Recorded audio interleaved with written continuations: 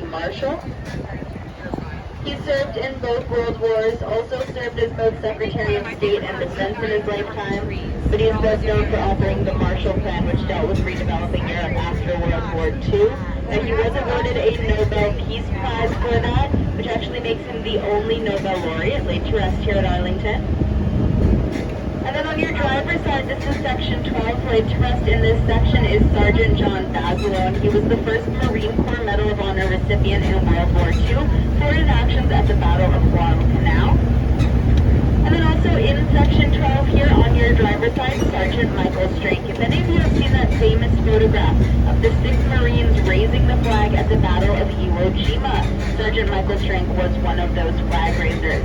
Now here at Arlington, we also have Corporal Ira Hayes, another one of those flag raisers. He's over in Section 34. Now on your passenger side, we are transitioning into Section 6. If you look along the row of markers closest to us here, you are going to notice a dark colored marker with wings at the top for Lieutenant Commander Barbara Allen Rainey. She was the first female naval aviator right here on your passenger side, greatly inspired by her brother, though sadly she did pass at the age of 33 in a training accident over the skies of Alabama. Then also in Section 6 here on your passenger side, known as the greatest leatherneck of all time, the Marine's Marine, and he served as 13th Commandant of the Marine Corps. That's Lieutenant General John Lejeune. If you've heard of Camp Lejeune in North Carolina, that was named for him.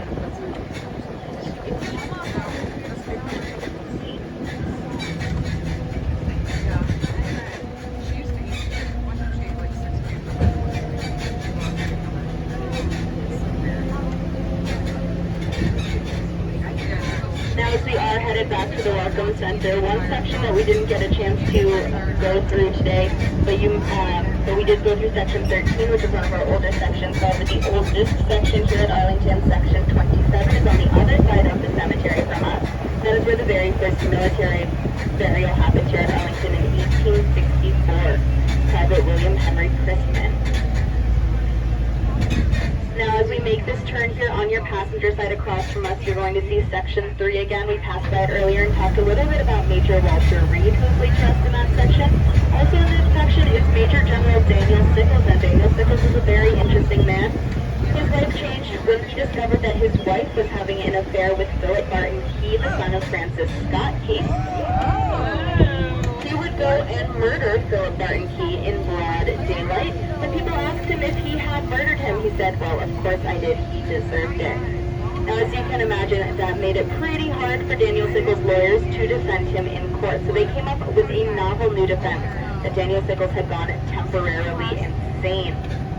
Miraculously, the U.S. courts upheld that. The Supreme Court upheld that decision as well. Daniel Sickles became the first person in U.S. history to get off of a murder charge for a reason of temporary insanity, and he is laid to rest over there in Section 3 that we just went by. Now, as we make our way back to the Welcome Center, I do always like to tell a story on my tours. If you have seen red poppies used as a symbol of military sacrifice and remembrance, that was inspired by a poem written by a Canadian soldier named John McCrae.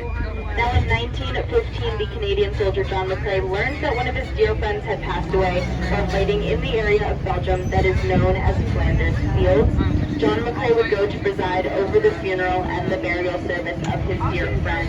And it was while he was there that he noticed little red poppies were blooming in between the crosses marking the graves on the battlefield. They were the only things that were able to grow.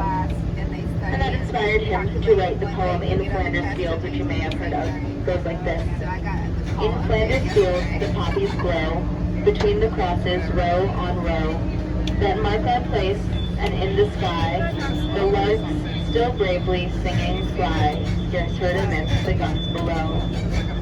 We are the dead, short days ago. We lived, felt dawn, saw sunset grow, loved and were loved, and now we lie in Flanders Fields.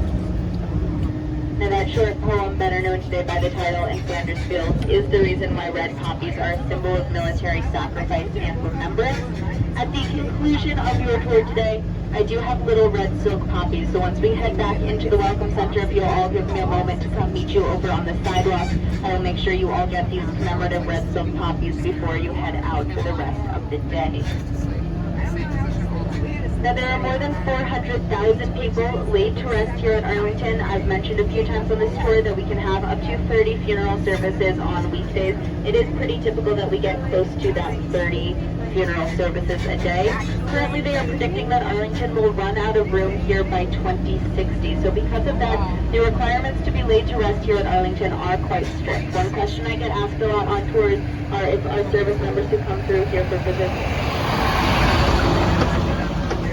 are eligible to be laid to rest here at Arlington.